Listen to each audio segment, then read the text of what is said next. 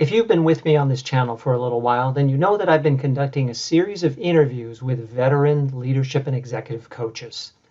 I've been having these long-form interviews to give you a lot of insight into the world of leadership and executive coaching and to give you ideas on how you can be a more effective coach and have a more successful practice.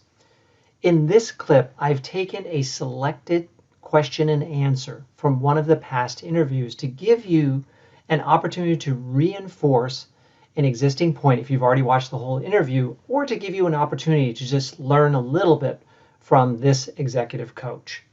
If you like this question and answer and you haven't watched the whole interview, I highly recommend that you find it on this channel and do so.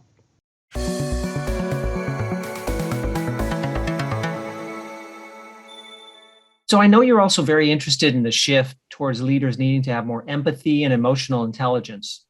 How have you blended that need into your coaching?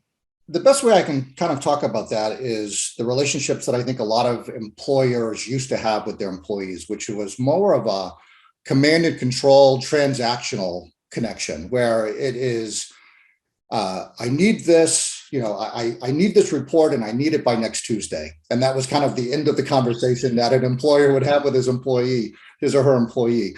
And I think with everything that's going on, especially these last 18 or 19 months, it really needs to be more of a relational connection. And by relational connection, it is, how do I have the ability to engage with my employees in a way that's not just command and control and give me this by this date, but being able to do check-ins with them. And there's a lot of mistrust that may exist because of all the uncertainty that's out there. So what are you as a leader doing to build trust back in your relationships with your employees? What are you able to do to demonstrate that you really do care in having a dialogue, and it's not a monologue where it's just coming from one person to the other, but you're checking in to hear how are they doing and what do they think and what do they feel in a given situation? You're willing to exhibit some level of vulnerability.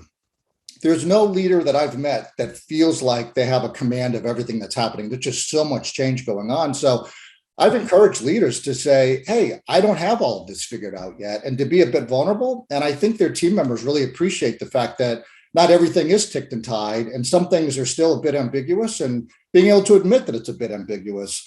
So, that notion of dialogue, that notion of respect, that notion of trust, that notion of being vulnerable are all kind of game changers of bringing a higher EQ into the workplace than probably existed before when it was more command and control. Yeah, I can absolutely see that. And that's been my experience as well, working with some leaders over the last year and a half. This topic continues to come up in conversations as areas where they need to strengthen their skill set and what they bring to their people.